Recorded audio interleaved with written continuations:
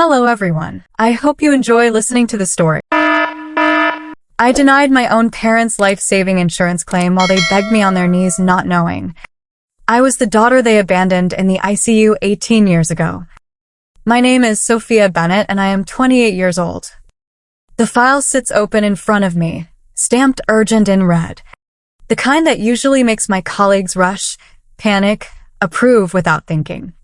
$480,000 for intensive care, multiple surgeries, long-term rehabilitation. I have seen numbers like this before. I have signed approvals that saved strangers.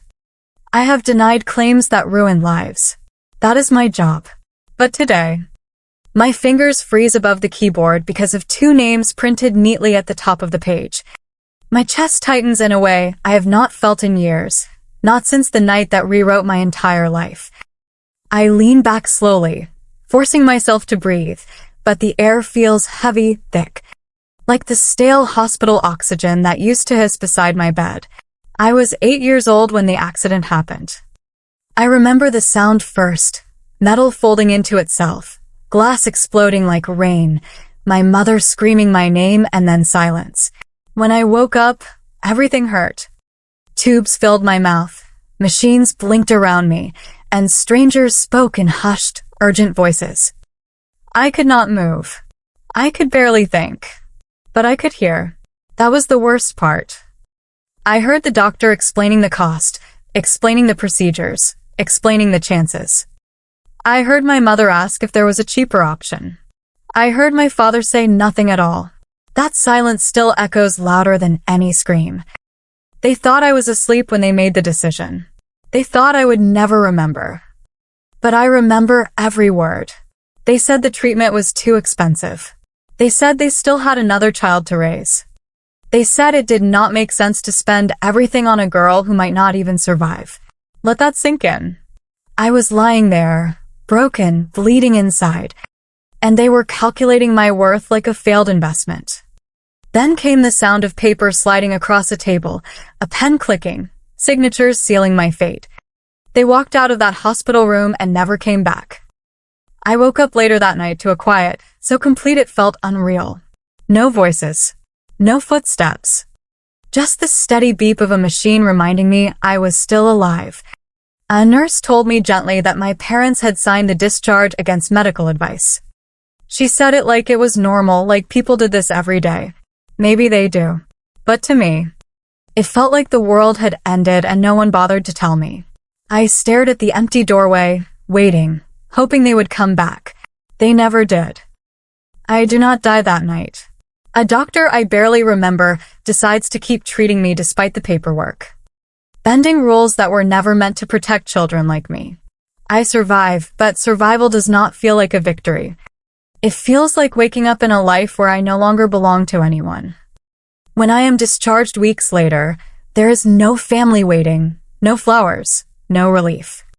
Just a caseworker with a clipboard and tired eyes who avoids looking at my scars for too long. That is how my second life begins, not with hope, but with absence. The system raises me, if you can call it that. Foster homes blur together like a series of temporary shelters where nothing is truly mine. Some families are kind but distant. Some are careless. Some see me as a monthly check. I learn early to pack light, to not get attached, to leave quietly when it is time. The label follows me everywhere. The girl with medical history, the one who costs more, the one you think twice about keeping. I hear it in whispers behind closed doors, in conversations that stop when I enter the room. I start to understand something simple and brutal. People calculate value, even when they pretend they do not. School becomes my only stable ground. Numbers make sense when people do not. Rules feel safer than emotions. I bury myself in textbooks because they do not abandon me halfway through a sentence. Teachers call me focused, driven, unusually calm for someone my age. They do not see the reason behind it. I am not calm. I am controlled. There is a difference. Every time I close my eyes, I still hear that question from the hospital room asking if there is a cheaper option. I replay it until it stops sounding like a question and starts sounding like a lesson. If the world runs on decisions like that, then I need to understand how those decisions are made. By the time I reach high school, I already know what I want. Not a dream job, not a passion. Control. I want to be the person who decides what something is worth. I take advanced classes, volunteer at legal aid clinics, spend weekends reading about insurance policies and medical billing codes while other kids go to parties. It sounds obsessive because it is. Every detail matters. Every clause, every loophole, every line that determines whether someone gets help or gets denied. I do not chase success for pride. I chase it because I refuse to ever be powerless again. College becomes my escape and my weapon at the same time. I earn scholarships, work late shifts, live on cheap food and caffeine, and graduate at the top of my class in insurance law and medical auditing. Professors recommend me for positions at major firms. Impressed by my precision and my ability to dissect complex cases without hesitation. They call it professionalism. They call it discipline. What they do not realize is that I learned all of this from a hospital bed where my life was reduced to a financial decision. My first job places me in a large healthcare insurance corporation where everything is systematized, categorized, and measured. Lives become files. Emergencies become numbers. People become cases that move through a pipeline of approval or denial. At first, it unsettles me. Then it starts to feel familiar. This is the machine that judged me before I even understood what was happening. Now I am inside it. Now I understand it. I rise quickly. I learn how to identify fraudulent claims, how to read financial histories, how to trace hidden assets. I learn that the system is not just about helping or denying. It is about risk, patterns, probability. It is about who is considered worth the cost.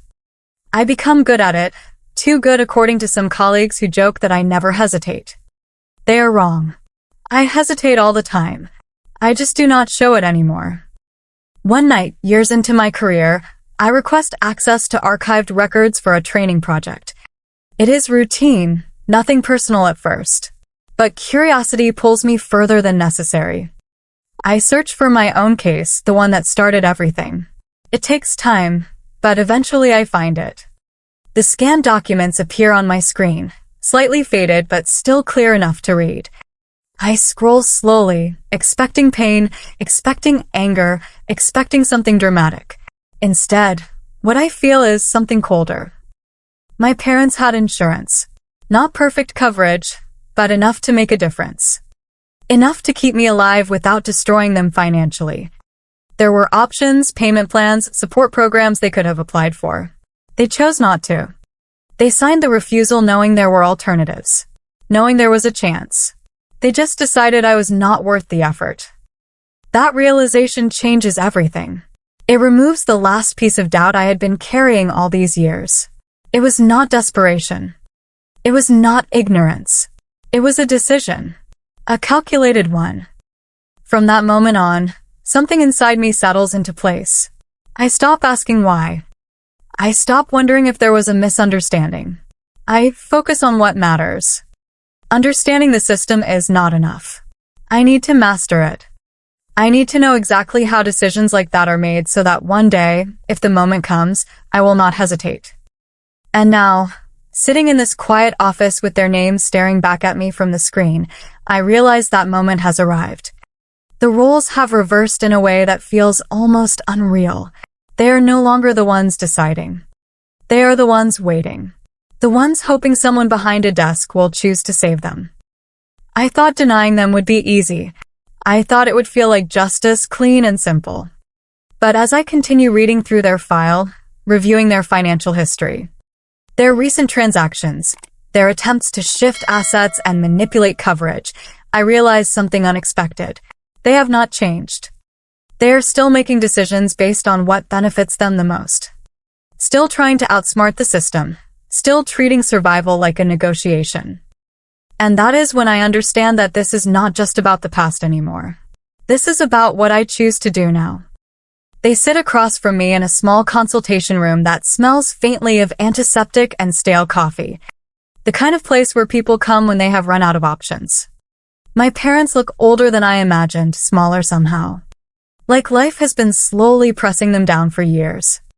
My mother's hands shake as she clutches a folder filled with medical bills, while my father keeps glancing at the door like he is hoping someone else will walk in and save him from this conversation. Neither of them recognizes me.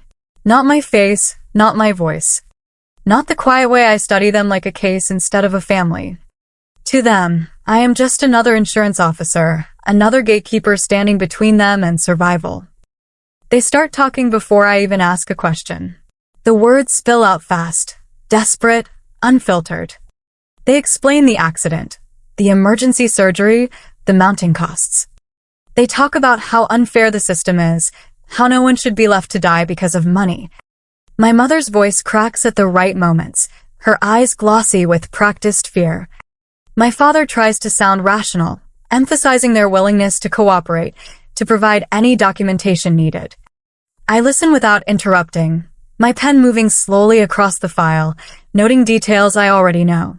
Their story is polished, almost convincing. But I have seen too many cases to miss the inconsistencies. Hidden accounts, recent transfers, attempts to reduce reported assets just weeks before the claim was filed. They are not just victims. They are players trying to tilt the board in their favor. I ask a few measured questions, keeping my tone neutral. Dates, income sources, property records. Each answer reveals more than they intend. My father hesitates at certain points. My mother fills in gaps too quickly.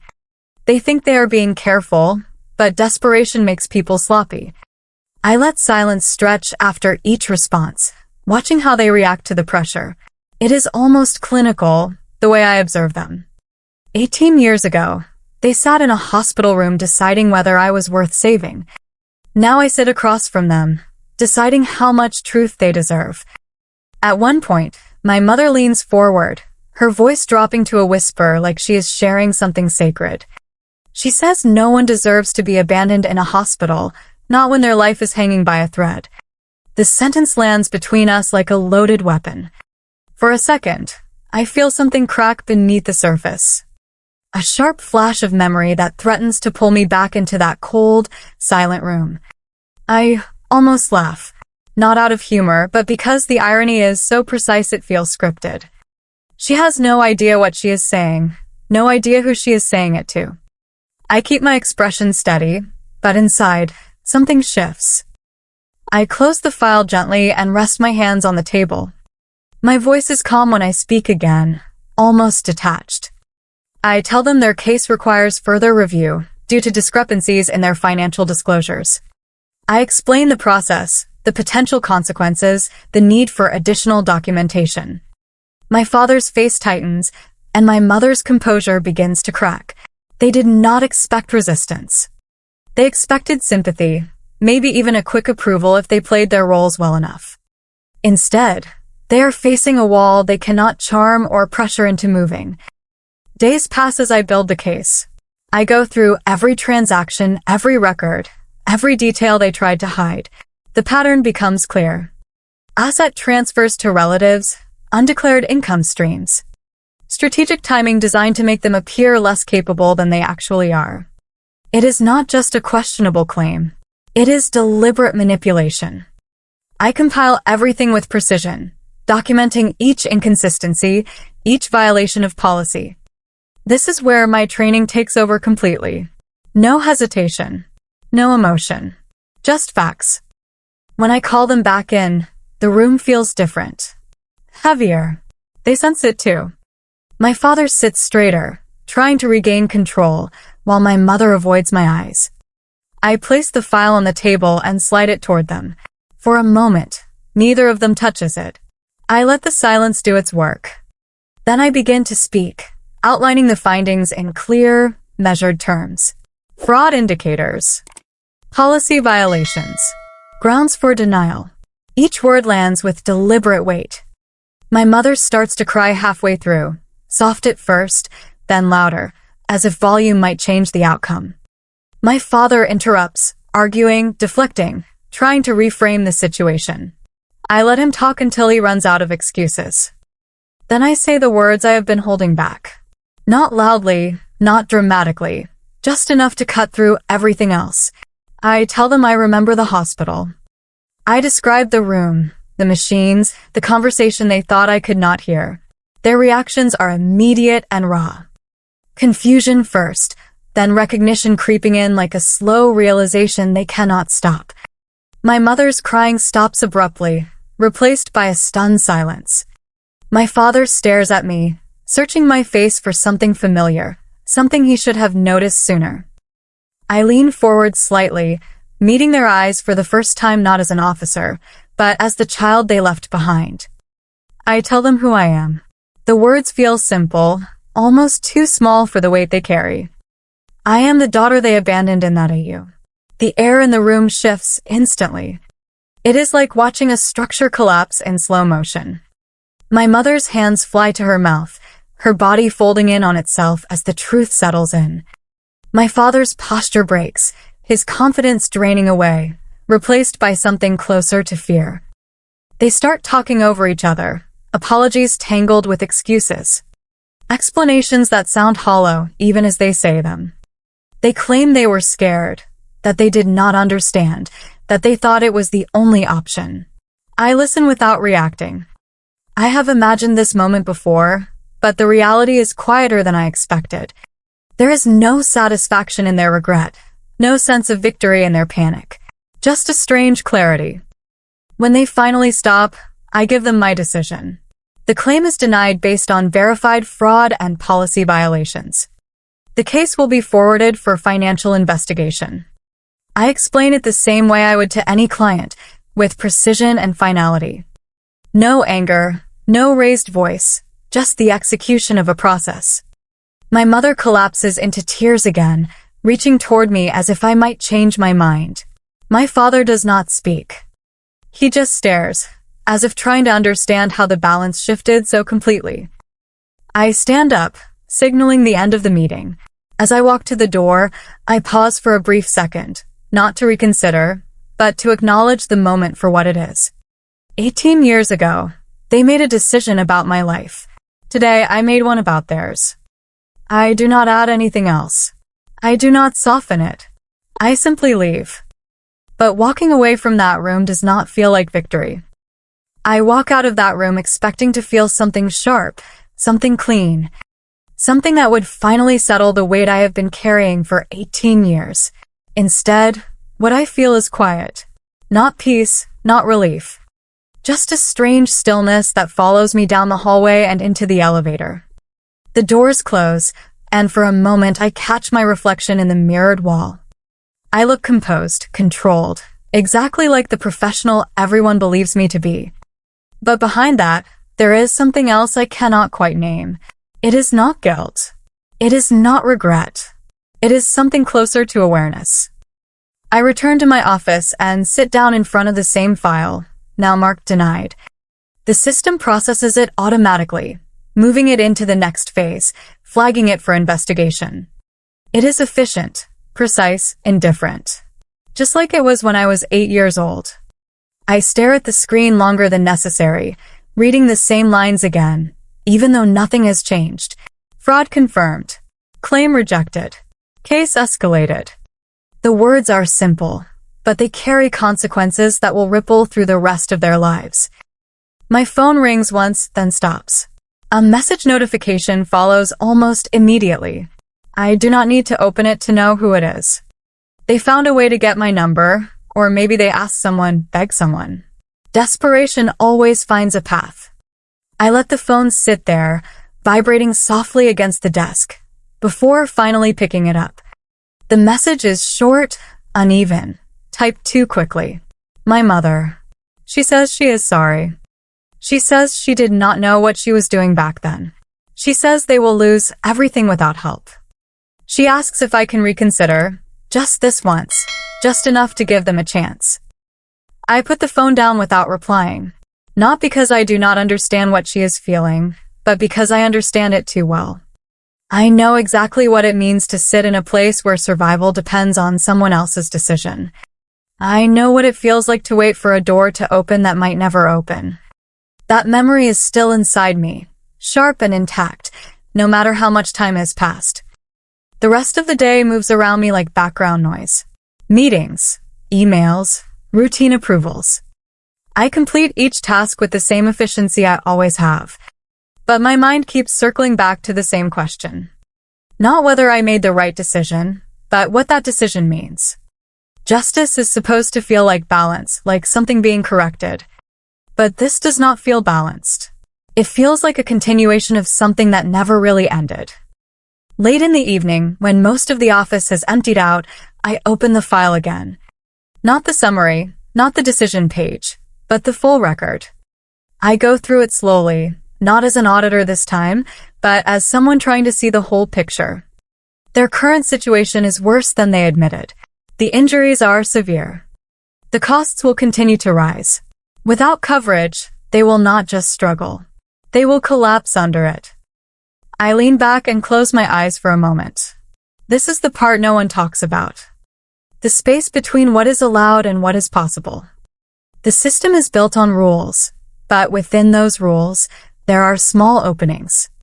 Exceptions that are rarely used. Programs designed for cases that do not fit neatly into categories. I know where they are. I know how to access them. Most people in my position ignore them because they require extra work, extra justification, extra risk. I open a different interface, one that most clients never see. Special review programs. Emergency relief pathways. Limited coverage grants. They are not meant to replace full insurance approval, but they can reduce the impact, soften the fall. I start filling out a secondary assessment, using information already in the file, cross-referencing eligibility criteria. It is not fast, and it is not guaranteed, but it is something. As I work, I am aware of the contradiction. I denied them. I upheld the policy. I followed the rules. And now I am looking for a way to help them within those same rules. Not because they asked, not because they deserve it, but because I need to draw a line somewhere that is not defined by what they did to me. I submit the request under a neutral review category, removing any personal identifiers that could connect me directly to the case. It will go through a separate team, evaluated independently. If approved, it will cover part of the treatment, not all of it, but enough to change the outcome. Enough to give them a chance without erasing the consequences of their actions. When I finish, I sit there for a while, staring at the confirmation screen. Nothing dramatic happens. No music, no sense of closure. Just a quiet acknowledgement that I made a choice that belongs to me, not to them, not to the past. I leave the office later than usual, stepping out into the cool night air. The city moves around me, indifferent as always, lights flickering. People passing by without knowing anything about what just happened inside that building. I walk slowly, letting the distance build between me and that room, that conversation, that version of myself. For years, I thought this moment would define me, that facing them again would either break me or complete me in some way. But now that it is over, I realize it does neither. It simply reveals something that has been there all along. I am not the child they abandoned, and I am not the reflection of their choices either. I do not know what will happen to them. The investigation will proceed. The financial consequences will unfold. The partial support I arranged may or may not be enough. That is no longer something I control completely. And for the first time, I am not trying to. I take out my phone again and look at the message I never answered. I read it once more slowly this time, then lock the screen and put it back in my pocket. There is nothing I need to say. Not because I am cold, but because the conversation we needed to have already happened. As I continue walking, one thought settles clearly in my mind, steady and undeniable. I did not save them, and I did not destroy them. I chose something in between. Something that does not erase the past but does not chain me to it either.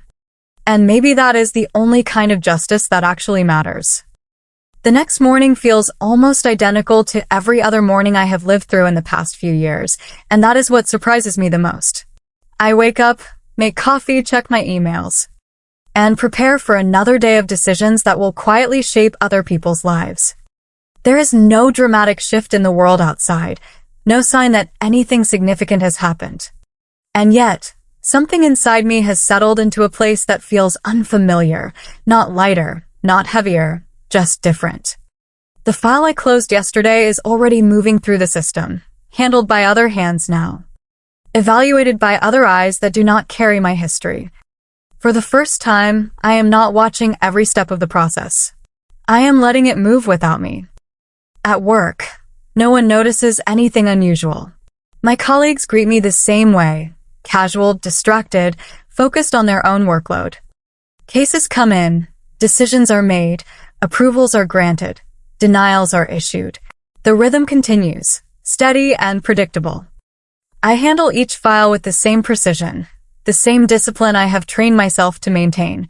But there is a subtle shift in how I see it all. Before, every decision felt like a test. A way to prove that I was no longer the powerless child in that hospital bed. Now, it feels less like a battle and more like a responsibility. Not softer, not easier, just clearer. Around midday, I receive a system notification.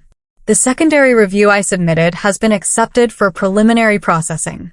It is not a final approval, not even a guarantee, but it means the case will receive additional support consideration.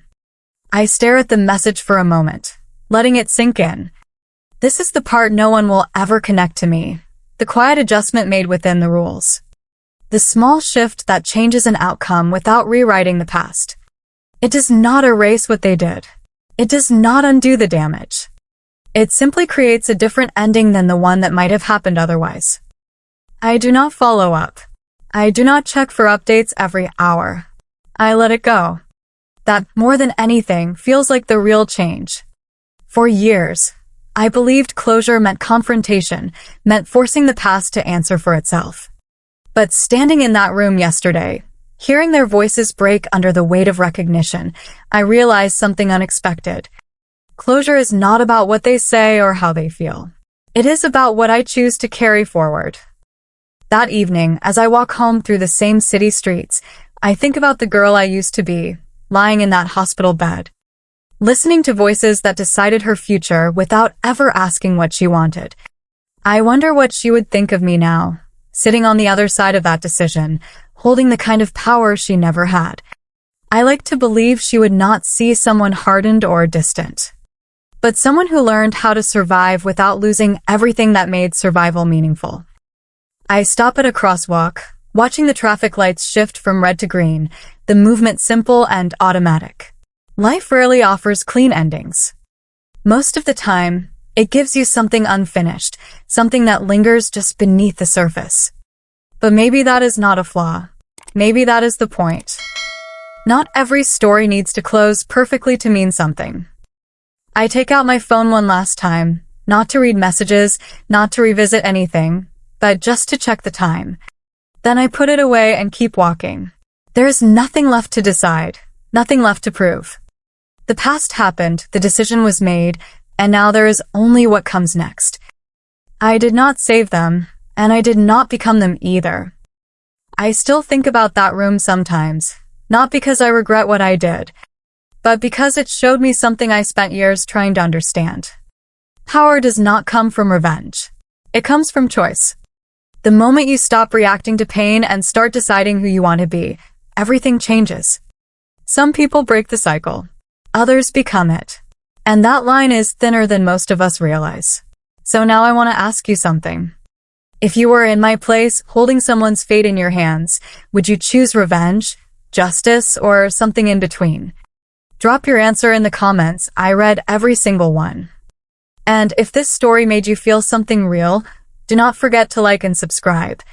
Because stories like this remind us that sometimes the hardest battles are the ones we fight inside ourselves.